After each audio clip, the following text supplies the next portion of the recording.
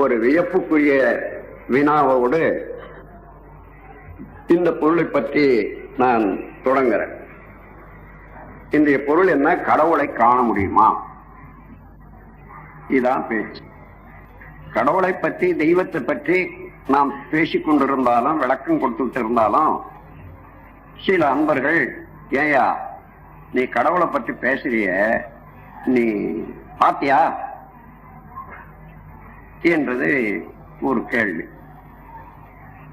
அதற்கப்புறம் அதற்கு மேல இன்னும் கொஞ்சம் அறிவியல சிறந்தவர்களாக இருந்தால், ஏதோ அவருடைய நடத்தை, அவருடைய வாழ்க்கை இதெல்லாம் பார்த்தா கொஞ்சம் வித்தியாசம் இருக்கு, ஏதோ அவர் சொல்றதுல உண்மை இருக்கலாம், அவர் பார்த்து இருக்கலாம் என்ற எண்ணத்தை வச்சுக்கிட்டு நான் காண முடியுமா அதை?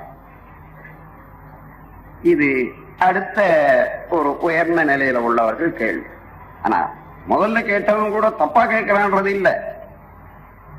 அதாவது இன்னைக்கு கடவுளை யாரு எதுக்காக தேடுறாங்க அப்படின்னு பார்த்தா, தனக்கு வேண்டிய வேலை சீக்கிரமா முடிக்கலான்றதுதான். தனக்கு எழக்கூடிய ஆசைகளை அப்படி அப்படியே முடித்துக் கொள்ளலாம். நாம் எப்படி என்றோமோ அந்த எண்ணத்துக்கெல்லாம் எண்ணப்படியே எல்லாமே நடந்து கொள்ளலாம். இந்த ஒரு எண்ணத்தை வச்சா, ஏன்னா இது எப்படி வந்ததுன்னு நம்ம பெரியவங்க நன்மைக்குன்னுட்டு ஒரு பெரிய காரியத்தை செய்தாங்க. கடவுளை பற்றி வளர்க்கிற போது, நீ அவனை கும்பிடு, உனக்கு எல்லாம் வரும், எல்லாம் கிடைக்கும், எல்லாம் கிடைக்கும்னு சொல்லி வச்சாங்க பாருங்க. அதனால அப்படி கும்பிட்டாலே எல்லாம் கிடைக்கும்னா நீரா பார்த்து பிடிச்சுக்கிட்டா எது கிடைக்காது ஒண்ணு இருக்க முடியாது என்ற அளவுலதான் கடவுளை ரொம்ப பேரு பார்க்கணும்னு நினைக்கிறாங்க. எவ்வளவு ஆவலோடு பார்க்கணும்னு நினைக்கிறாங்களோ அவ்வளவு தூரமா வந்துருவாங்க. ஏன்னா இந்த ஆவல், ஆசை என்பது உணர்ச்சி வயப்பட்ட மனநிலை. அந்த உணர்ச்சி வயப்பட்ட மனநிலைக்கு நுண்மைக்கு நுண்மையாக உள்ள ஒரு பொருளை புரியாது. அந்த அளவுக்கு விலையத்தான் போகணுமே, நெருங்கி போக முடியாது. அதனால இந்த கேள்வி ரெண்டு விதமான கேள்வி. கடவுளை நீங்க பார்த்திருக்கீங்களா? பார்க்கன்னா ஒருத்தர் கேட்கிறாரு, எனக்கு ஒரு 8 மாசமா இந்த கை வலிக்குதுங்க, நீ கடவுளை கண்டவன் தானே, ஏதோ சரிப்பட்டு பாக்க சொல்றான். இதே ஒரு சந்தர்ப்பம் வந்த காலத்துல நடந்த நிகழ்ச்சி இப்படி சொல்றேன். கடவுளை பார்க்க முடியுமா என்று கேட்கிறாங்களே, அவங்களுக்கு நீங்க அதாவது ஒரு கற்பனையா வச்சுங்க, ஒரு தோற்றத்தையே கொடுத்து, அவன் ஏதோ நீ எந்த கடவுளை நீ பார்க்கணுன்ற, நான் விநாயகரை பார்க்கணும் அல்லது ஒரே கடவுளை பார்க்கணும், சரி, அதுக்கு ஒரு வித்தை இருக்கு, அந்த வித்தையில காட்டிடலாம். காட்டிட்ட பிறகு, ஆமா நான் பார்த்தேன், இப்போ வேணும்னாலும் நான் பார்க்க முடியுமா? சரி, எதுக்காக? எனக்கு வேண்டி இதை பெறுவதற்காகத்தான்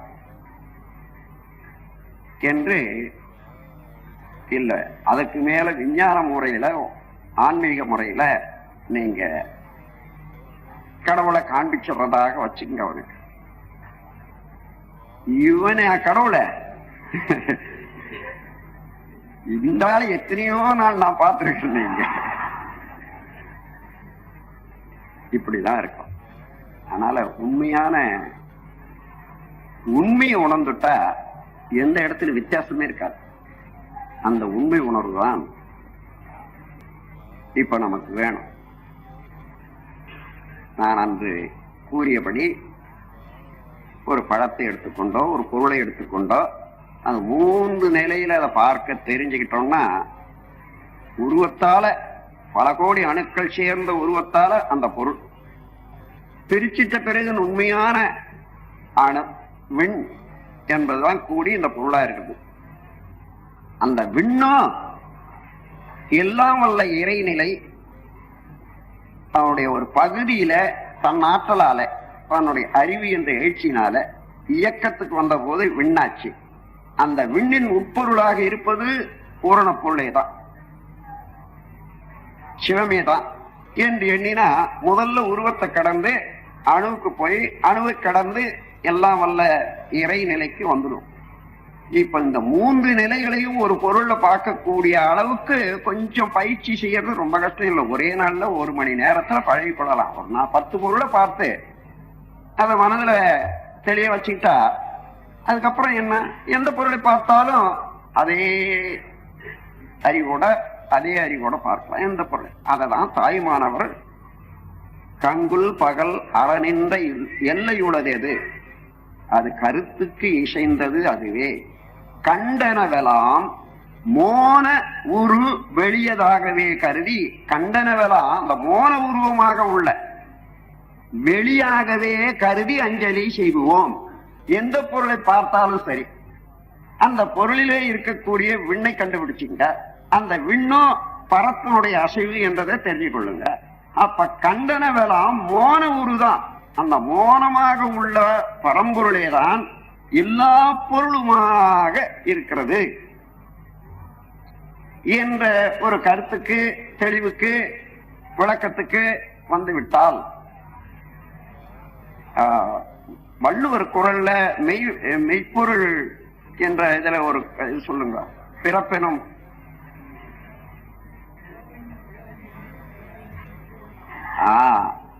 அதாவது பிறப்பு எனும் பேதமை நீங்கிட சிறப்பு எனும் செம்பொருள் காண்பதறிவு. இந்த தோற்றங்கள் என்ன, இது பேனா, அது வாழைப்பழம், இது அது என்று பலவாறாக நாம் பார்த்து வேறுபடுத்தி பார்க்கிறோமே. இந்த தோற்றங்கள்ல உள்ள வேறுபாடுகளை கடந்து அதனால மயக்கம் அடைந்தோ அல்லது ஒன்றாக காணவோ இருக்கக்கூடிய நிலையை போக வேணுமானால் பிறப்பெனும் பேதமை நீங்கிட சிறப்பு எனும் செம்பொருள் காண்பதறிவு, அதில் உள்ள மெய்ப்பொருளை விளங்கிக் கொள்கின்றார். என்ன, பொருளல்லவற்றை பொருள் என்று கூறும் மருளாலாம் மானா பிறப்பு. பொருள் இல்லாதவற்றையெல்லாம் இப்ப பேனாவே பொருள் என்று சொல்றேன், உண்மையில பொருள் அல்ல, அது பல கோடி அணுக்கள் கூடிய ஒரு காட்சி நிகழ்ச்சி தான். அதே போல அணுக்களோ இயங்கிக் கொண்டே இருக்கக்கூடிய ஒரு நிகழ்ச்சி. ஆனால் எது இயங்குகிறது அணுவாக? எல்லாம் வல்ல இறைநிலையே தான் நுண்மை பெற்று அணுவாக இயங்கிக் கொண்டிருக்கிறது. அதன் கூட்டினாலே பேனா எனப்படுகிறது என்று இந்த 3ஐயும் நினைந்து பார்த்தால்தான் என்ன ஏற்படுகிறது? பிறப்பெனும் பேதமை நீங்கிட சிறப்பெனும் செம்பொருள் காண்பதறிவு என்றதும், பொருள் அல்லவற்றை பொருள் என்று கூறும் மருளாலாம் மானா பிறப்பு. பொருள் அல்லாதவற்றை, இது அல்ல பொருள், பேனா அல்ல பொருள், பேனாவுக்கு உள்ளடங்கிய உள்ள விண் பரமே இயங்கிக் கொண்டிருக்கக்கூடிய நிலை கடந்து பரம்தான் இந்த பேனாவுக்கு உட்பொருளாக இருக்கிறது என்று கண்டுவிட்டால் எந்த பொருளிலையும் அதை பரப்பத்தானே காண்போம். அதைதான் அவர் சொல்றார். பொருள் அல்லவற்றை, இது பொருள் அல்லாதவற்றை எல்லாம் பொருள் என்று கருதுறீங்க. ஆனா அப்படி போய்கொண்டே இருந்தா பேனா என்பது பல கோடி அணுக்கள் கூடிய நிகழ்ச்சி. அப்ப அணுக்களோ இயங்கிக் கொண்டே இருப்பதனால அதுவும் நிகழ்ச்சி தானே. நிகழ்ச்சிக்கும் பொருள் என்றும் காண்பதற்கு ஒரு சாமியம் உண்டு. எது அசைந்து கொண்டிருக்கிறதோ, எது மாற்றம் அடைந்து கொண்டிருக்கிறதோ அது நிகழ்ச்சி. அந்த மாற்றமும் அசைவையும் கழிச்சிட்டீங்கன்னா அந்த பொருளை எது மிச்சம்? அந்த மாற்றம் அடையும் வேறுபாடு நிலைகளையும் அல்லது அசைவையும் கழிச்சிடுங்க. அப்போ மாற்றமடைந்த நிலையில பேனா வச்சு, அதுக்கப்புறம் அணு வச்சு, அணுக்களும் இயங்கிக் கொண்டே இருக்கிறது என்றது எல்லாருக்கும் தெரியும். அந்த இயக்கத்தை நிறுத்தி விட்டா, இயக்கத்தை கழிச்சு விட்டா, அசைவை நிறுத்திட்டா என்னாச்சு? அலையை நிறுத்தினா கடல் போல. சக்தி என்பது நின்றா சிவம், ஆகையினால பிரம்மன் தான் நிற்கும். அதான் பொருள் அல்லவற்றை பொருள் என்று கூறும் மருளாலாம் மானா பிறப்பு. அப்படி அந்த மருள்னால என்ன வருது? மாண்பு அற்ற பிறவி எடுத்து, பிறவி எடுத்து எதை அடைய வேணுமோ எதை அடைய வேணுமோ அதை அடையாத மாண்பற்ற பிறவியாக இருக்குது, பயனற்ற பிறவியாக இருக்கிறது என்று கூறுவது வள்ளுவம். மெய்ப்பொருள் உணர்ந்த மகான். எப்பொருள் எத்தன்மை தாயினும் அப்பொருள் மெய்ப்பொருள் காண்பதறிவு. இது வந்துட்டா பாருங்க. இப்ப உங்களுக்கு எல்லாருக்கும் அந்த இடம் வந்து எந்த பொருள் எந்த தன்மையானாலும் சரி, அதை பிரித்து அணுவாக்கி அணுவுக்கு மூலமான பரநிலையை கண்டுவிட்டால் எப்பொருள் எத்தன்மை தாயினும் அப்பொருள் மெய்ப்பொருள் காண்பது அறிவு. அதுதான் அறிவு என்ற முறையில திருப்பி திருப்பி இந்த மெய்ப்பொருள் வழக்கம் மாத்திரம் தோன்றும் மறையும் தோன்றும் மறை. காரணம் என்ன? அதண்ட இல்ல அந்த பலையினம். அது எப்போ இருக்கத்தான் எதையோ நினைச்சு பூட்டு போட்டுட்டு எவ்வளவு இதை வச்சுக்கிட்டு அப்படி பாக்குறது, அது வெளிச்சம் தெரியுது, மறுபடியும் இது அடைக்குது. இது நீக்கி விடணும். நீக்கிட்டா மெய்ப்பொருள் ஒண்ணுதான் மிச்சம். அது வரையில தோன்றும் மறையும் தோன்றும் மறையும். அதற்காகத்தான் அடிக்கடி அடிக்கடி பல தடவையாக நான் அதை வலியுறுத்தி, அதாவது ஒவ்வொரு எண்ணத்துக்கும் ஒரு கோடு வந்து அது பதிவாகிறது என்று சொல்றேன். அந்த மாதிரி பதிவுல அழுத்தமான பதிவு உண்டாகணும் என்ற எண்ணத்தோட நான் எந்த காட்சியை காட்சியாக இறைவன் காட்சியாக கண்டனோ அந்த நிலையிலே இருந்து உங்கள் அறிவை அந்த இடத்துக்கு தூக்கிட்டு போய் அந்த காட்சி கொடுக்கிறேன். ஒரு தடவை, 2 தடவை, 3 தடவை கொடுக்க கொடுக்க கொடுக்க எப்பொழுது நினைந்தாலும் அந்த காட்சி வந்துடும். அப்படி பல தடவை நினைந்தால் என்ன ஆகும்? அதுவாகவே அந்த உண்மையே நிலைச்சு விடும். எனவே அப்ப கடவுளை காண முடியுமா என்ற கேள்வி எடுத்துக்கொண்டா, எப்பாரு என்னப்பா பாக்குற? பேனா. சரி, இந்த பேனா எப்படி ஆச்சு?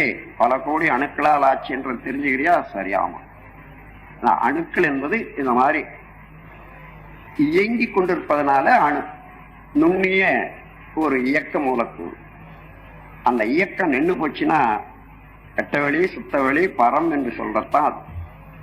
அப்ப பரம்தான் அணுவாகி அணுக்கள் இணைந்த கூட்டுல பேனாவாக இருக்கிறதப்பா. இந்த பரம்தான் இது பார். அப்படி விளங்கி போனா ஆமாங்க, உண்மையதான். அது பரம்தான் அணுவாகி அணுக்கள் கூட்டுல பேனாவாக இருக்கு. இந்த பேனா மறைஞ்சு போச்சு, அணுவும் மறைஞ்சு போச்சு, பரம் தான் நிக்குது. இந்த காட்சி வந்து விட்டதானால் இப்ப எந்த பொருளை பார்த்தாலும் யாரை பார்த்தாலும் அவனாகவே தான் தெரியும்.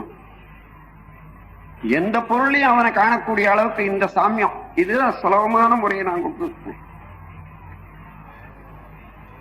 டா ஃப்ரீஜான்னுட்டு லாஸ் ஏஞ்சல்ஸ்ல ஒரு அறிஞர் இருக்கார். அவர் உலக மதங்கள் எல்லாம் பற்றி, அறிஞர்கள் எல்லாம் பற்றி நல்ல பிரச்சாரம் பண்ணிட்டு வர்றாரு. அவர் ஒரு மாத வெளியீடு கூட இருக்கு. மாதம் இல்லை, 3 மாதத்துக்கு ஒன்று வருது. லாஃபிங் மேன். அதுல ஒரு சமயம் எழுதுறாரு, இன்னும் ஒரு சில ஆண்டுகளுக்கு உள்ளாக the White House will declare the existence of Almighty the God அப்படின்னு எழுதுறாரு. ஒயிட் ஹவுஸ்ன்னா அது யுஎஸ்ஏல அரசாங்கம், அந்த எல்லா எல்லா ஸ்டேட்ஸும் சேர்ந்து சென்ட்ரல் கவர்மெண்ட் ஒண்ணு வச்சிருக்காங்களே இல்லையா, அந்த சென்ட்ரல் கவர்மெண்டினுடைய ஹெட் ஆபீஸ் எதுவோ அதான் ஒயிட் ஹவுஸ். வாஷிங்டன் டிசியில இருக்கு. அங்கதான் பிரசிடென்ட் இருக்கிறது. அதுல இருந்து இது வரைக்கும் கடவுள் என்பது ஒத்துக்கொள்ள முடியாதத அந்த வாஷிங்டன் டிசியில் இருக்கக்கூடிய விஞ்ஞானிகள் மூலமாகவே நடத்தி கொண்டு வரக்கூடிய அரசாங்கமாகிய இந்த யுஎஸ்ஏ கவர்மெண்ட் இந்த மாதிரி தான் கடவுள் இருக்கிறார் உண்டு என்பதை நிர்ணயிக்கிற அளவுக்கு ஒரு அறிவிப்பு கொடுக்கக்கூடிய காலம் அண்மையில இருக்கிறதுன்னு எழுதுறாரு. அது தெளிந்த அறிவு, உணர்ந்து விட்டாரு. ஏன் நான் உணர்ந்த போது மற்றவெல்லாம் உணர முடியாதா? நான் உணர முடியும். ஏனென்றால் மனித மூளை அவ்வளவு, மனித மூளை மாத்திரம் இல்லை, எல்லா ஜீவன்களுக்கு அந்த மாதிரி ஒண்ணு செய்ததுன்னா அதே போல இன்னொன்று அந்த ஜீவன் மாத்திரம் அது செய்யும். இன்னைக்கு உமா ஒரு கதை, ஏதோ ஒரு நூல்ல ஒரு குரங்கு கதையை ஒண்ணு சொன்னார். விஞ்ஞானிகளுடைய கண்டுபிடிப்பு தான். அதாவது ஒரு திட்டு, பல திட்டுகள் உள்ள இடம், ஆனா மனித சஞ்சாரம் அங்க அதிகமா கிடையாது. ஏதோ ஒரு ஆராய்ச்சிக்காக போறாங்க தவிர, ஒரு திட்டுல நிறைய குரங்குகள், அந்த திட்டுல கிழங்கு, இந்த ஆழ்வள்ளி கிழங்கு இங்க இருக்குது, அதே போல கிழங்குகளே தானாகவே பயிராக வேண்டியது. அந்த குரங்குகளுக்கு அதான் தீனியா. இப்போ அந்த அதை பிடிக்கிறது, பிடுங்கிறது, அப்புறம் எடுக்கிறது, கடிக்கிறது, சாப்பிட்றது, இப்படி இருக்கிற போது நீண்ட காலம் செய்திருக்க இது. ஒரு குரங்கு என்ன பண்ணுச்சா, அந்த கிழங்கை எடுத்து ஏதோ மனசுல பட்டது போயிடுச்சு, தண்ணீர போய் அலசிட்டு, நல்லா அலசிட்டு கழுவிட்டு சாப்பிடுது. அதுக்கப்புறம் மறுநாள்ல இருந்து அது அப்படியே அலசிட்டு சாப்பிட்றதுன்னுட்டு வந்ததா. இத பார்த்த குரங்குகள் எத்தனையோ அதெல்லாம் அலசி சாப்பிட ஆரம்பிச்சுட்டான். ஆனா முழுதுன்னு இல்லை, அதை பார்த்த வரைக்கும். அப்புறம் திடீர்னு ஒரு நாள் இத பார்க்கவே இல்லை, எந்தெந்த மூலையில் இருக்குதோ அந்த குரங்குகள் அத்தனையும் அலசி சாப்பிட ஆரம்பிச்சுதான். அதே நாள்ல அத போல பல தீவுகள்ல இருக்கக்கூடிய குரங்குகள் இதற்கு அதற்கு சம்பந்தமே இல்லை, எல்லா குரங்கும் அங்கங்க அலசி சாப்பிடுறதுன்னு பழகி போச்சு. இது ஆராய்ச்சியாளர்கள் கண்டுபிடிச்சிருக்காங்க. அதாவது ஒரு மூளையில ஒரு இடத்துல ஒரு தெளிவு வந்தது, ஆனால் அந்த தெளிவு அது முழுவதிலும் பரவிவிடும் என்று, அதாவது அந்த வேவ் லென்த்ல எந்த எந்த மூளை இருக்குதோ, எந்தெந்த ஆராய்ச்சி இருக்குதோ அதுக்கு தானாகவே வழங்கிடும். அது ஒரு அறிகுறி. இது ஆராய்ச்சியில, அதாவது விஞ்ஞான ஆராய்ச்சியில கண்டுபிடிப்பு. அது நாம் ஒத்துக்கணும். அதே போல இன்றைய மெய்ப்பொருள் விளக்கம் விளங்கியவன் சொல்றதுக்கு பயந்த காலம். ஏன்னா சொன்னா இதுவரைக்கும் கடவுள் என்பதை கண்ணு காது மூக்கெல்லாம் வச்சு பல்வேறு வகையாக கடவுளுக்கு கற்பனை பண்ணி இருக்கிறாங்க. நம்ம நாடு அதுக்கு பேர் போனது. ரொம்ப கட்டிக்காரர்கள் எல்லாம் இருக்காங்க. கொஞ்ச நாள் பார்த்தாங்க கடவுள் ஒண்டியாய வைக்கணும், சரி கல்யாணம் பண்ணி வச்சாங்க. எந்த கடவுளுக்கும் நம்ம நாட்டுல கல்யாணம் இல்லாத கடவுள் இல்லை. அதுக்கப்புறம் கொஞ்ச நாள் பார்த்தாங்க பிள்ளை பேரு, ஒரு பிள்ளை ரெண்டு பிள்ளைன்னுட்டு அது. அதுக்கப்புறம் இந்த கடவுளுக்கு அந்த கடவுளுக்கு சண்டை, இப்படி எல்லாம் வச்சு நம்ம இலக்கியங்களை அந்த மாதிரி கடவுளால பின்னப்பட்ட இயக்கங்கள் அந்தந்த காலத்துக்கு தகுந்தவாறு. அந்த காலத்துல இது கடவுள் தத்துவம் கண்டுபிடிச்ச காலத்துல துணி கூட இல்லாத காலத்துல கண்டுபிடிச்சான். அதனால அந்த காலத்து மனுஷன் ஏதோ மிருகங்களை அடிச்சு தோலை எடுத்து காய வச்சு ஊட்டிக்கிட்டு இருந்தா பாருங்க. அப்படி புலித்தோல், மான் தோல், அந்த மாதிரி தோலை உடுத்தி கடவுளை வழிபட்டுட்டு வந்தாங்களே இல்லையா அந்த காலத்தெல்லாம். தெரியுது இல்லை நாம இப்போ பேசுறோமே, ஏன்னா அந்த பாடல்கள்ல இருந்து தெரியுது. அதற்கப்புறம் என்னுடைய வாழ்நாளுக்கு நான் வந்த பிறகு நான் பார்த்திருக்கிறேன் கடவுள்களுக்கெல்லாம் பீதாம்பரம், அதாவது நல்ல பட்டுல, அது அந்த பட்டுகள்லாம் நீங்க அந்த காலத்துல கடவுளுக்காக உடுத்தி வர்ணனை எல்லாம் செய்த பட்டு பார்த்தீங்கன்னா காஞ்சிபுரம் பட்டு தான். அவ்வளவு நல்ல பட்டை காண்பிச்சு அதை உடுத்தி கடவுளை வணங்கியிருந்தாங்க. இந்த 60வது ஆண்டுக்கு பின்னால பார்க்கிற அதே கடவுள்களுக்கு எல்லாமே இந்த நைலான் துணி தான். இப்ப வரக்கூடிய அது லட்சுமியா இருந்தாலும், சரஸ்வதியா இருந்தாலும், பார்வதியா இருந்தாலும், பரமசிவனா இருந்தாலும் நைலான் துணி தான். இந்த மாதிரி மனிதனை உயர்ந்த மனிதனாக தெய்வத்தன்மையோடு பரிணாமத்துல வந்துட்டான். இந்த பரிணாமத்துல உச்சத்துல வந்தவன் தெய்வம் எப்படி இருக்குன்னு கற்பிச்சாலும் அவனை போலயே ஆக்கிட்டான் அந்த தெய்வத்தை. இவனாண்டு என்ன என்ன உண்டோ, என்ன ஆசை உண்டோ, என்ன குற்றம் உண்டோ, என்ன இது உண்டோ அதெல்லாம் கடவுள் மேல போட்டு நீ அனுபவிச்சு பாடுறான்றான். ஆகினால அந்த மாதிரியாக உள்ள கருத்து பரவி உள்ள காலத்துல ஒரு மகான் மேல நாட்டு, நம்ம நாட்டுல அதுக்கு முன்னாடியே சொன்னாங்க, ஒரு அளவுல அவர்கள் உயர்ந்த அதிலேயே பழக்கானவர்களுக்குத்தான் கடவுள் தத்துவத்தை சொல்லிக் கொடுக்கிறது என்று வேதாந்த பாடத்துல அதுலயும் இளமை நோன்பு ஏற்று 12 ஆண்டுகள் குருவோட இருந்த பிறகு அப்போதான் அதை விளக்கி வச்சாங்க. அதனால நம்ம நாட்டுல அந்த உண்மையான, அதாவது மெய்ப்பொருள் என்பது சுத்த வெளி என்றத ஆதி காலத்திலேயே சூன்யம் பிரம்மம் என்ற வார்த்தைகள் இங்கே வந்துடுத்து அது பழக்கம் ஆயிப்போச்சு. பழக்கம் இல்லாத ஊர்ல ஒருத்தர் சாக்ரட்டிஸ் என்ற ஒரு மகான் உண்மையான கடவுளை கண்டுபிடிச்சிட்டாரு. இதுதான் கடவுள், நீங்க சொல்றதெல்லாம் இல்லைன்னு சொன்னா அவ்வளவுதான். அது சொல்றது மாத்திரம் இல்ல, இளைஞர்கள் எல்லாம் பாடம் கேட்க வந்தாங்க, அவங்களுக்கெல்லாம் பாடமும் சொல்லி கொடுத்திருக்காரு. இத பார்த்த மக்கள் அரசியல்ல இவங்களுக்கு பொருத்தம் இல்லை, இவனை உயிரோட வச்சா எல்லா பசங்களும் கட்டுடுவாங்கன்னுட்டு அந்த மாதிரி தீர்மானம் பண்ணிட்டு தான் அவரை கொலை செய்யறதுக்கு, அதாவது தண்டிச்சுட்டாங்க. தண்டனை கொடுத்தது என்ன தண்டனை? கோனியம் என்ற ஒரு விஷம். அந்த விஷத்துக்கு என்ன அதிகாரம்னா, அதை சாப்பிட்டா காலில் இருந்து கொஞ்சம் கொஞ்சமா மரத்துக்கிட்டே வரும். அப்படியே மரத்துக்கிட்டே வந்து இருதயத்தை பிடிச்சி இருதய மரத்தை விழுந்துருமா. அந்த மாதிரி விஷத்தை குடிக்கிற போதுதான் அப்போ கேட்கிறான், நீ இப்போ ஒத்துக்கோ, நீ சொன்ன தப்பு, இளைஞர்கள் எல்லாம் நான் திருத்திடுறேன், அதெல்லாம் நான் தவறுன்னு ஒத்துக்கோன்னு கூட கேட்கிறாங்க. இந்த கையில விஷத்தை கொடுத்துட்டு அதை சொல்ல, உண்மை உணர்ந்த பிறகு அதை மறுக்க முடியுமா? அதை பேசிக்கொண்டே அந்த உண்மையை விளக்கி கொண்டே அதை சாப்பிட்டு கொஞ்சம் கொஞ்சமா வர அப்படி உயிர் விட்ட மகான் தான் சாக்ரட்டிஸ். அந்த சாக்ரட்டிஸ் எவ்வாறு உயர்ந்த தத்துவவாதியாக இருந்து எவ்வளவு பொறுமையை காட்டி அநியாயமாக கொடுத்த அரசியல் தண்டனைக்கு கூட எதிர்த்து பேசாம அந்த மரண தண்டனை ஏற்றுக்கொண்டார் என்ற ஒரு பண்பாட்டினுடைய உயர்வை வெளிக்காட்டி வள்ளுவர் குரல்ல கொடுத்திருக்காரு. ஏன்னா அவருடைய காலத்துக்கு பின்னால 500 வருடங்கள் பொறுத்து வள்ளுவர் வந்ததுனால பெயக்கண்டும் நஞ்சுண்டு அமைவர் நயத்தக்க நாகரீக வேண்டுபவர் என்று சொல்றார். ஒரே ஒரு நிகழ்ச்சி, பெயக்கண்டும் நஞ்சு உண்டு அமைவர். அதாவது மற்ற என்ன மூக்க பிடிச்சா அல்லது இன்ஜெக்ஷன் போட்டு பண்ணி வேண்டாம் வெறுப்பில் இருக்கும். இவன் தான் பெயக்கண்டும் நஞ்சு உண்டு அமைவர் என்று சொன்னார்.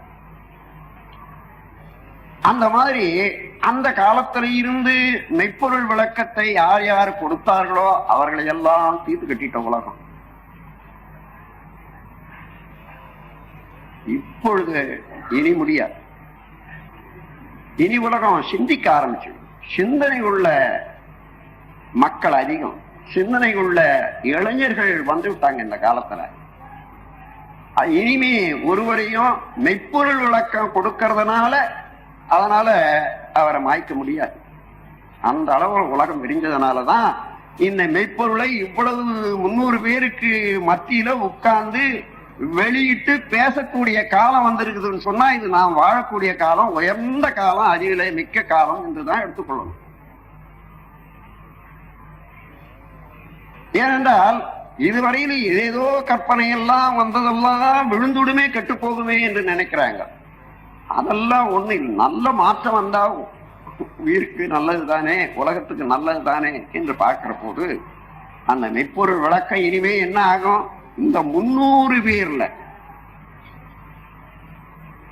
100 பேர் தெளிஞ்சாலும் சரி, 200 பேர் தெளிஞ்சாலும் சரி, 300 பேருமே தெளிந்தாலும் சரி, இந்த உண்மை விளக்கம் அந்த விளக்கத்திலேயே அறிவு நிற்கிற போது கடவுள் எது யாரு எப்படி இருக்க முடியும் என்று எந்த மூலையில அந்த லெவல்ல வச்சு அவன் சிந்திச்சாலும் நீங்க என்ன விளக்கத்தை கண்டீங்கன்னா அந்த விளக்கம் அடிக்கும், அங்க போய் படிஞ்சுவிடும். ஆகையினால மெய்ப்பொருள் விளக்கம் இனி உலகத்துல எளிதாக கிடைக்கும். நான் அன்றே எழுதுனேன், அற்புதமாம் அறிவினிட தத்துவத்தை அனைவரும் எளிதாக உணர்ந்து கொள்ள விற்பனைக்கு வெளியாகும் நூல்கள் மூலம் விரித்துரைக்க முறைகள் பல வகுப்பான். எங்கும் கற்பனைக்கே இல்லாத கற்பனைக்கே இடமின்றி ஆழ்ந்து ஆய்ந்து கண்ட முடிவுகளினின்று வழிவிடாத நற்பண்பின் எல்லையிலே மனிதர் வாழும் நாட்களோ தூரத்தில் இல்லை இல்லை என்று உலக சமாதானத்துல ஒரு கவி கொடுத்திருக்கு. ஆகவே அந்த முறையில பார்த்தா இது ஒரு சிறந்த அறிவு ஒளி மிகுந்த காலம். குழப்பங்கள் இருக்கலாம், புகழச்சம் இருக்கின்றது. ஆனால் ஒன்று சொல்றேன், 50-60 வயது உடையவர்கள் அல்லது 50 வயது உடையவர்களுக்கெல்லாம் தெரியும், 30 ஆண்டுகளுக்கு முன்னதாக இந்த கிராமங்கள்ல பகல்ல சோறு என்பதை காணாத குடும்பங்கள் எண்ணிறந்தன. பகல்லே இல்லைன்னா ராத்திரில என்னன்னு பார்த்து ஏதோ ஒரு கூழு கஞ்சி அப்படி வச்சுக்கிட்டு அப்படி இருந்தாங்க. சொக்கா என்பது அவன் ஆயுள் பரியந்தம் காணாமலே உயிர் விட்ட ஜீவன்கள் இப்ப 20 ஆண்டுகளுக்கு முன்னதாக நாம் பார்த்த அளவுல சொக்காய பார்த்ததே இல்லை. அவங்க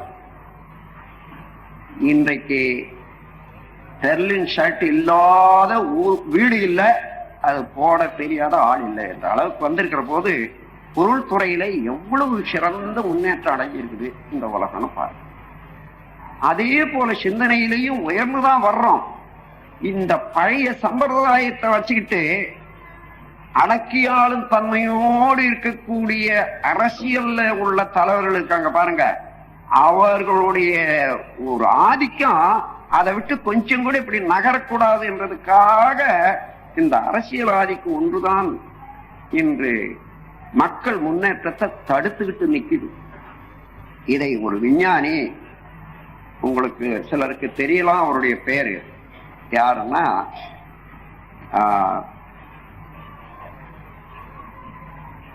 பக்மினிஸ்டர் ஃபுல்லர் பேர். பக்மினிஸ்டர் ஃபுல்லர் அவரு எல்லாவற்றையும் எழுதிக்கிட்டே வந்தார். பொருளாதாரம் உலகம் இப்படி இருக்குதுன்றதெல்லாம் எழுதி அரசியல்வாதம் இவளெல்லாம் பெரிய விஞ்ஞானி தான் அவரு நோபல் பரிசு பெற்றவர். ஒரு இடத்துல எழுதுறாரு, இப்ப நாம் என்ன செய்யணும் என்ன சொல்ற போது ஒரு 10-15 பெரிய ராக்கெட்டு செய்யணும். இப்போ இன்னைக்கு உலகத்துல உள்ள எல்லா நாட்டு அரசியல் தலைவர்களும் அந்த ராக்கெட்ல வச்சு ஒரு வருஷம் ஆகாயத்திலேயே சுத்த விட்டுடணும், எல்லா வசதியும் கொடுத்து. அந்த இடத்துல விஞ்ஞான அறிஞர்கள், தொழில் அறிஞர்கள், மற்றவர்கள் எல்லாம் வச்சு அந்த இடத்தை நிரப்பணும். அவங்க திரும்பி வர்றதுக்குள்ள உலகம் முழுவதும் திரும்பிடும். அதுக்கப்புறம் அவங்களுக்கு வந்தா வேலை இல்லாத போயிடும். இப்படியே எழுதுறாருங்க. எவ்வளவு ஒரு சிந்தனை, நாட்டினுடைய நலன சிந்தனை, எங்க கேடு இருக்குதோ அந்த கேட்டு எப்படி ஒழிக்கணும் என்ற அளவுல அந்த மாதிரி. ஆகையினால இந்த கடவுள் நேரி உலகத்துக்கு பரவ அந்த உண்மை விளங்க தானா ஒழுக்கம் வந்துடுது, விழிப்பு நிலை வந்துடுது. அளவுக்கு மீறி செயல் செய்யக்கூடாத அளவுக்கு ஒரு பண்பாடு வந்து விட்டது. பிறர் நலம் முன்வைத்து தன்னலம் தன்னுடைய தேவை முடிக்கக்கூடிய ஒரு பேரறிவு வந்து விட்டது. சமுதாய நலத்தை முன்வைத்து தன்னலத்தை காக்கக்கூடிய அளவுக்கு ஒரு பண்பாடு உருவாயிடும். உலகத்துல போருக்கு ஏன் வழி? உலகத்துல சமாதானம் உண்டு, உலகக்கு சமாதானம் உண்டாகும். அந்த சமாதானத்துக்கு அடிப்படையாக உள்ள வித்து இந்த குண்டலினி யோகம் தான். மற்ற யோகங்கள் எல்லாம் அந்த முழுமையாக அங்க அதை அமைக்கல, இணைக்கல. அதனால எல்லா யோகங்களையும் எல்லா நெறிகளையும் வாழ்க்கைக்கு முழுமையாக மனிதன் ஆரம்பத்திலிருந்து முழுமை பெற எல்லாருக்கும் ஏற்ற ஒரு திட்டத்தை உடையது இந்த குண்டல் யோகம், கர்மயோகம். ஆகவே இதை உலக பொது சமயமாக நாம் அறிவிச்சிருக்கோம். அது வேண்டிய திட்டங்களை கர்மயோகம் என்ற இடத்துல நான் சொல்றேன். எனவே அன்பர்களே, கடவுளை காணும் நீங்க பார்த்தீங்களா? நான் பார்த்தேன். எப்படி இருக்குன்னு சொல்ல முடியுமா? சொல்ல முடியும். ஆனா உனக்கு அந்த அளவுல கூர்ந்த சிந்தனை இருந்து கொஞ்ச நேரம் செவி கொடுத்து கேட்க முடியுமானால் உட்காரு, நான் சொல்றேன் சொல்லி எதுவுமே வேணாம். அவங்க கையில் இருக்கக்கூடிய எந்த பொருளையாயிரும் எடுத்துங்க, அந்த பொருள் இருந்து இந்த 3 தன்மையை விளக்கி சொல்லுங்க. இது இந்த மாதிரி உருவத்தால இப்படி இருக்கிறது. இதை பிரித்து கொண்டே போனா என்ன ஆகும்? அது கடைசி பட்சமாக வரக்கூடியது அணு, அதாவது பரமாணு என்ற நுண்ணிய இயக்கம். அது ஒன்றும் இல்லப்பா, அது சுழன்று கொண்டே இருக்கக்கூடிய ஒரு அலைதான். எல்லாம் வல்ல ஸ்டாட்டிக் ஸ்டேட், இருப்பு நிலையானது. அது இயங்க ஆரம்பிக்கிற போது அதற்கு சக்தி என்றும் விண் என்றும் பேரு. அந்த விண்ணின் கூட்டு தான் இது. அப்ப ஆரம்பத்துல ஸ்டாட்டிக் ஸ்டேட், இருப்பு நிலையாக உள்ளது, பொருளாக உள்ளது, சிவமாக உள்ளது எதுவோ அதுதான் கடவுள். அது எங்கும் உள்ளது, எப்பொழுது இருக்கிறது, எல்லாவற்றுக்குள்ள இருக்கிறது என்றதை விளக்கி விட்டு கொஞ்ச நேரம் மேல கேள்வி கேட்பாங்க. அந்த கேள்விக்கு பதில் சொல்வதற்கு அமைதியா இருக்கணும், சினம் இல்லாம. தானாகவே இந்த விளக்கத்தோடு விளக்கும் போது உண்மையாகவே அவன் அறிவு அதுவே ஆகையினால அந்த உள்ளறிவு, அடித்தள அறிவு அப்படியே மேல எழுந்து அவனை மாற்றிக்கொள்ளும். அன்பர்களே, இப்பொழுது எல்லா பொருளையும் சிவனை உணர்றோம், பரத்தை உணர்றோம், அந்த அறிவு வந்து விட்டது. இன்னும் என்ன உண்மை உணர்ந்தது வேதம். அந்த உண்மையை வாழ்க்கையில பயன்படுத்துவது சாத்திரம். அங்க வரும்போது இந்த உலக பொருட்களை 3 தன்மையாக பிரிச்சுடுங்க. நான் முதல்ல சொல்லியிருக்கேன், இப்போ அதை திருப்பி உங்களுக்கு கொடுக்குறேன். 3 தன்மை என்றால் பரமாணு முதல் கொண்டு அண்டங்கள் வரையில உயிரற்ற பொருட்கள், அதாவது உணர்ச்சியற்ற பொருட்கள். ஆங்கிலத்துல இன்அனிமேட்னு சொல்லுவாங்க, இன்ஆர்கானிக் மேட்டர்ஸ் என்று சொல்லுவாங்க. ஷடப்பொருட்கள் என்று சான்ஸ்கிரிட்ல சொல்லுவாங்க. அந்த மாதிரி உள்ள எல்லா பொருளையும் ஒரு பகுதியாக பிரிச்சுக்கணும். 2வது, உணர்ச்சி உள்ள பொருட்கள் ஓரறிவு முதல் கொண்டு 5 அறிவு உள்ள வரையில, அது ஒரு தொகுதி. அதற்கு மேலாக மனித இனம், இப்படி ஒரு தொகுதி. இந்த 3 போதும். இந்த 3 பேருக்கு 3 நிலையில ஒவ்வொரு பொருளோட நாம் எப்படி தொடர்பு கொள்ளணும்.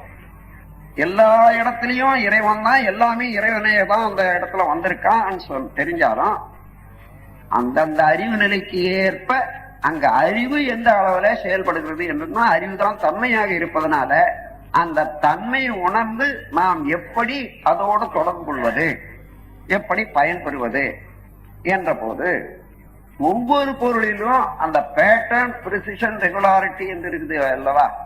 அதாவது அமைப்பு, அதனுடைய துல்லியம், தன்மை, அதனுடைய இயக்க ஒழுங்கு, இதை அறிந்து இந்த பொருளோட தொடர்பு கொண்டால் என்ன என்ன விளைவுகள் எனக்கு ஏற்படும் என்பதை தெரிந்து, அதுதான் அதனுடைய அறிவின் தன்மை. அதனால் தன்மை என்னென்ன தன்மை, அது எப்படி உபயோகப்படுத்தலாம் என்ற போது இதுதான் அச்சேதன பொருட்கள்ல அந்த அறிவு பேட்டர்ன், பிரிசிஷன், ரெகுலாரிட்டி என்ற அமைப்பு, துல்லியம், இயக்க ஒழுங்கு என்ற முறையில அதில் அமைந்தது என்ன என்று கண்டுகொண்டு அதோட எவ்வாறு என்னுடைய வாழ்க்கையில அதை பயன்படுத்திக் கொள்வேன், அதோட நான் டீல் பண்ணிக் கொள்வேன் என்று தெரிந்து கொள்ள வேண்டியது முதல் வேலை.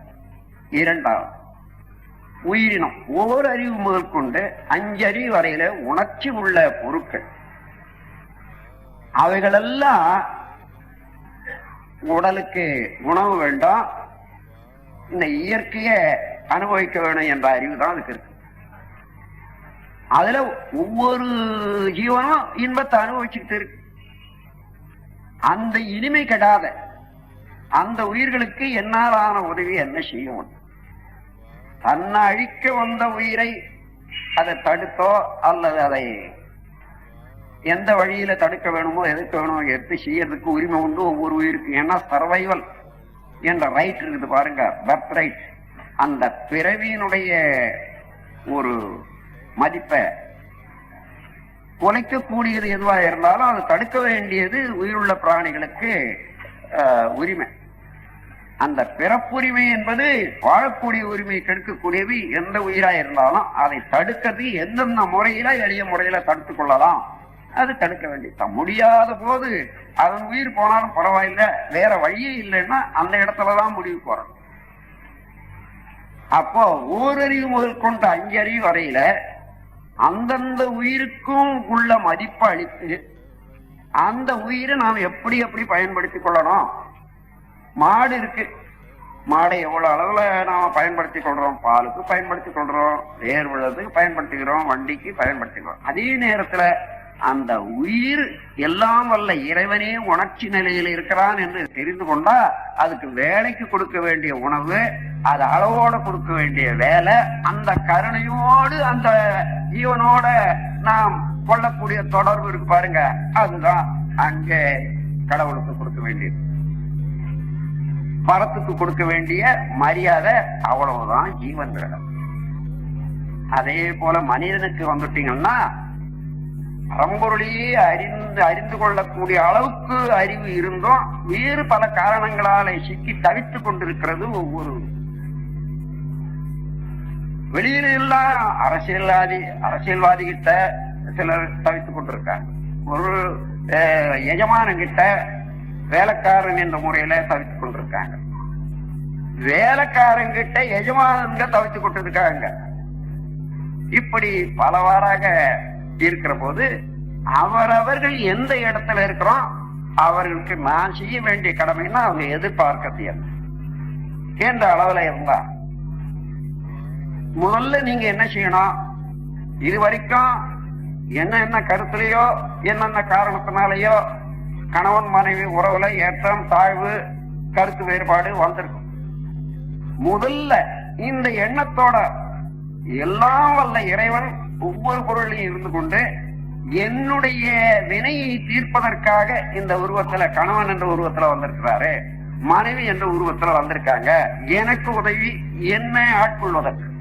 ஆகவே நான் அவருக்கு என்ன செய்யணும், நான் அவளுக்கு என்ன செய்யணும், எந்த வகையில நான் அவள் உய்வதற்கு வாழ்வதற்கு நான் உதவி செய்ய முடியும் என்ற ஒரு கருணை பிறக்குமையானால் நீங்க மெய்ப்பொருள் உணர்ந்த மகான்கள் அந்த மெய்ப்பொருள் உணர்ந்த தெளிவை வாழ்க்கையில பயன்படுத்தக்கூடிய ஒரு ஒரு அதுக்கு என்ன சொல்றது, துறவின்னு சொல்லலாம்.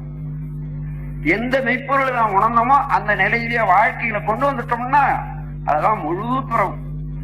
உறவிலே கண்ட உண்மை நிலை தெளிவு துறவு எனப்படும் என்ற முறையில நீங்க வீட்டுக்கு போன உடனே முன்ன எப்படி இருந்தேன் இப்ப எப்படி நான் இருக்கணும், அதுக்கு முன்னாடி இங்கேயே ஒரு பிளான போட்டுக்குங்க. அங்க போன உடனே எவ்வளவு நேரம் வரணும். அந்த மாற்றம் கணவன் மனைவி உறவுல, குழந்தை தந்தை உறவுல, மகள் தாய் உறவுல இது வரைக்கும் முதல்ல வந்தது. ஆனால் அது எங்கேயும் எல்லா இடத்துலயும் அப்புறம்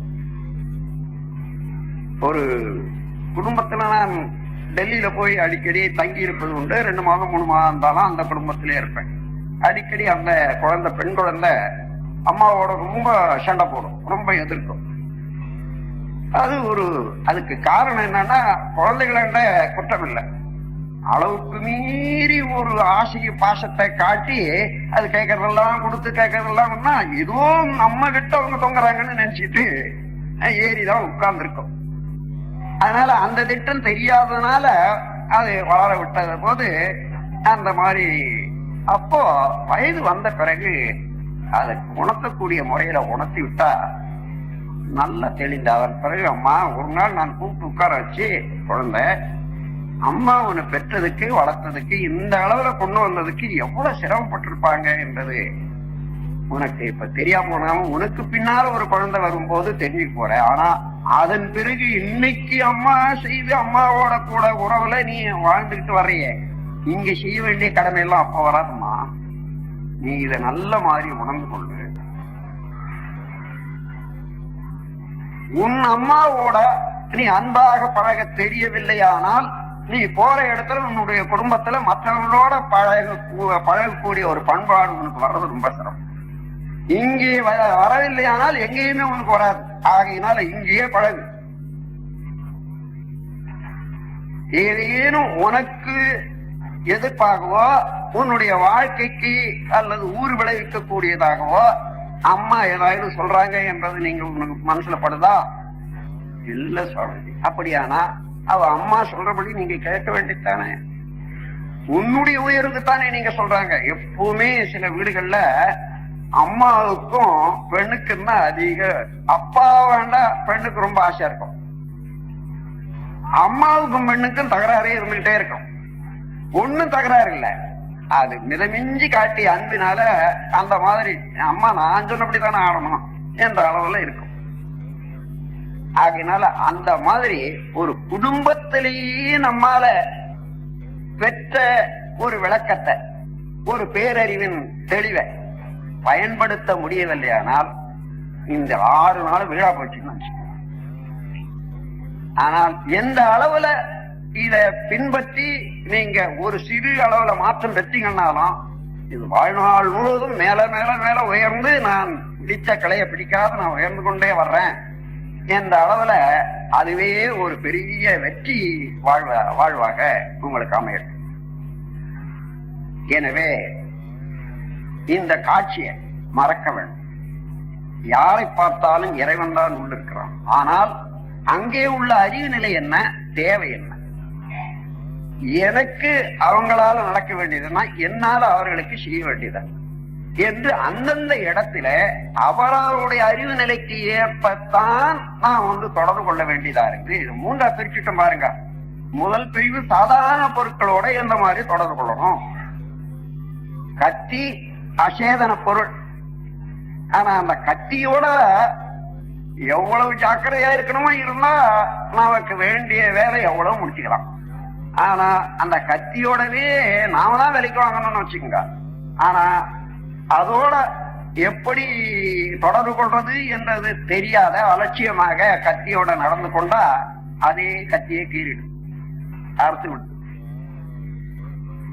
அதே போல சாதாரண ரசாயன பொருட்கள் கூட உப்பு போட்டு சாப்பிடுறோம் தினந்தோறும்.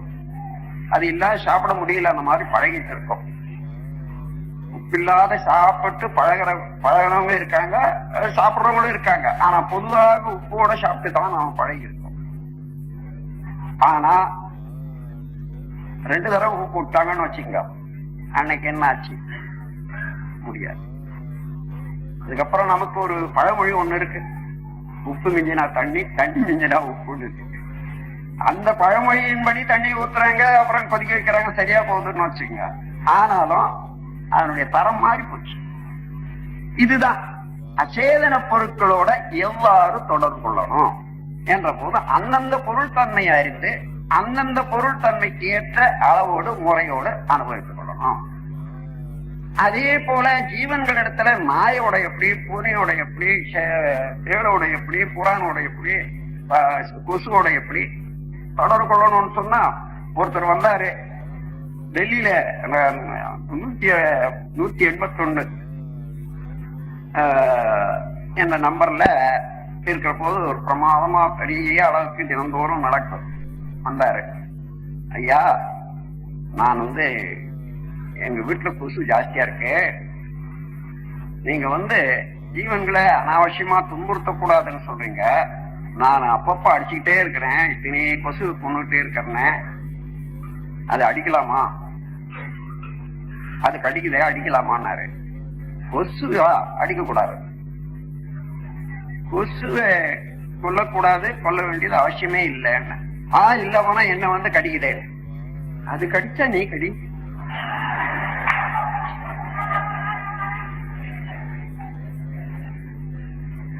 அது சின்ன பல்ல வச்சுட்டு கொஞ்சம் இடத்துல கடிக்குது. அதே போல அத்தனை ப்ரொபோர்ஷன் நீ அதை கடிக்க முடியுமா? அதற்கு முடியாது. அப்ப உனக்கு இருக்கக்கூடிய அறிவுக்கு ஒரே ஒரு வழி, வலை போட்டுட்டு படுத்துக்க. இதுதான் நீ செய்ய வேண்டியது. அந்த கொசுவோட எப்படி டீல் பண்ணணுமோ அதை தான் செய்யணுமே தவிர கொசுவை நீ அனாவசியமா கொல்லக்கூடாது என்று சொன்ன. அது போல ஒவ்வொரு பொருளோட அதனுடைய தன்மைக்கு ஏற்ப நாம் நடந்து கொள்ளணும் என்றது மாத்திரம் தெரிந்து கொண்டோம்னா கட்டாயம் எல்லா பொருளும் எல்லா ஜீவன்களும் நமக்கு நண்பர்கள் தான். அதன் பிறகு அறிவில முதல் படியிலிருந்து முற்றுப்படி வரையில உலகத்தில் மக்கள் வாழ்ந்து கொண்டிருக்காங்க. அவருடைய வாழ்க்கை நிலையிலிருந்து நாம் தெரிஞ்சு கொள்ளலாம். அப்ப அவர்களாண்ட இருந்து நாம் பெறுவது என்ன, நம்மாண்ட இருந்து அவர்களுக்கு கொடுப்பது என்ன, என்ன செய்ய முடியும் என்றத நமக்கு தொடர்பு ஏற்படுற போதே அந்த தொடர்பை வைத்துக்கொண்டு நாம் சிந்தனை செய்து ஒரு முடிவு கட்டிட்டோம்னா சரி, ரொம்ப நல்லா இருக்கும். ஐயா சித்தபை டாக்டர், சித்த டாக்டர் நமது தமிழ்நாட்டில் இன்று பெருமை வாய்ந்த ஒரு சித்த மருத்துவர் அவர்கள். உங்களோட கூட எல்லாரோட சமமா உட்கார்ந்து இருக்கிறாரு. இதை பார்க்கணும். இதுவே அவருடைய மனநிலைய அவ்வளவு தூய்மையான மனநிலையை உணர்த்ததுக்கு இது ஒரு எடுத்துக்காட்டு. இப்போ அவருக்கு எனக்கும் தொடர்பு, அவருக்கும் உங்களுக்கும் தொடர்புன்னு வச்சுக்க. அப்ப அவருடைய தன்மை என்ன, அவர்கிட்ட என்னென்ன பெருமை இருக்கு, அது எனக்கு எப்படி உதவியா இருக்கும், நான் எப்படி அவருக்கு உதவியாவேன் என்று தெரிந்து கொண்டு அவர்களோட பழகக்கூடிய முறையும் அவர்களோடைய இருக்கக்கூடிய முறையும் தெரிஞ்சுக்கிட்டா அவரோட இருக்கிறது அவ்வளவுதான். இன்னும் ஒருவர் இருப்பாரு, அவராட எப்படி இவராண்ட பழகிற மாதிரி அவராண்ட பழக முடியாது, அவராண்ட பழகிற மாதிரி அவராண்ட பழக முடியாது. இப்ப என்னோட 4 பேர் வர்றாங்க. ஒருத்தர் கீழே உட்கார முடியாது. ஐயா நீங்க சேர்ல உட்காருங்கன்னு சொல்றேன். ஆனா இருக்கிறது 2 சேரு. ஒரு 10 பேர் வராங்கன்னு வச்சுங்க, எல்லாரையும் உட்கார வைக்கலாம். 10 பேர் வராங்க, நாம என்ன செய்யறது? யாரு உட்கார முடியாதோ, யாரு வயதுல மூத்தவங்களோ அவங்களை உட்கார சொல்லிட்டு நான் பேசாம வாய மூடிட்டு இருக்கேன், எல்லாம் கீழே உட்கார்ந்தாங்கன்னு வச்சுங்க. இன்னொன்னு ஒருத்தர் பார்த்துட்டு இருந்த பத்தியா, அந்த ஆளுக்கு வேண்டியவரை மாத்திரம் மேல உட்கார வச்சாரு, மற்றவங்க எல்லாம் கீழே உட்கார. இதல்ல அங்க யாருக்கு என்ன தேவை, யாருக்கு எது பொருத்தமாக இருக்கும், எது அவசியம் என்ற பழக்கத்தினாலேயும் அவருடைய தேவையும் பொறுத்து அந்த மரியாதை அந்தந்த இடத்துல கொடுக்க வேண்டியதுதான் அந்த அறிவுக்கு செய்ய வேண்டியது. அதான் இறைவனுக்கு செய்ய வேண்டியது. இறைவன் இந்த நிலையில அவர்கிட்ட குடிக்கொண்டிருக்கிறான், இயங்கிக் கொண்டிருக்கிறான். அந்த இறைவனுக்கு செய்ய வேண்டிய பூசை நாம் இந்த முறையில அவரோட நடந்துக்கணும். இந்த 3 தெரிந்து கொண்டோம்னா ஒன்னும் சிரமம் இல்லையே, இப்போ கடினம் இல்லையே. உணர்ந்து கொண்டதை செய்து பழகி கொள்ளணும். அப்பதான் நினைச்சதெல்லாம் நடக்கணும்னு நினைக்கிறவன் தெரிஞ்சத வரைக்கும் நடக்கணும்னு நடந்தா அதுக்கப்புறம் நினைக்கிறதெல்லாம் நடக்கும். தெரிஞ்ச வரைக்கும் நடக்கிறது என்ற பண்பாடு வர்ற போதுதான் மனதுக்கு ஒரு உரம் ஏற்படும். அது இல்லாத வரைக்கும் வராது. ஆகவே நல்ல முறையில எந்த பொருளையும் இறைவனை காணக்கூடிய அறிவை இன்றையிலிருந்து மறக்கவே வேண்டாம். எத்தவத்தை செய்தாலும் ஏதவத்தை பட்டாலும் முத்தர் மனம் இருக்கும் மோனத்தே என்றது உங்களுடைய வாழ்க்கையில இயல்பாக மாறிடும். தாதி விளையாடி கைவீசி வந்தாலும் தாதி மனம் நேர்குடத்தே தான் என்ற ஒரு கவி எந்த காலத்திலே எழுதினாலும் அது ஒருவருடைய அனுபவத்தை வச்சு எழுதின போதிலும் இன்று எல்லாருக்கும் பொருத்தமானது. அந்த நிலைக்கு எல்லாரும் வந்திருக்கீங்க.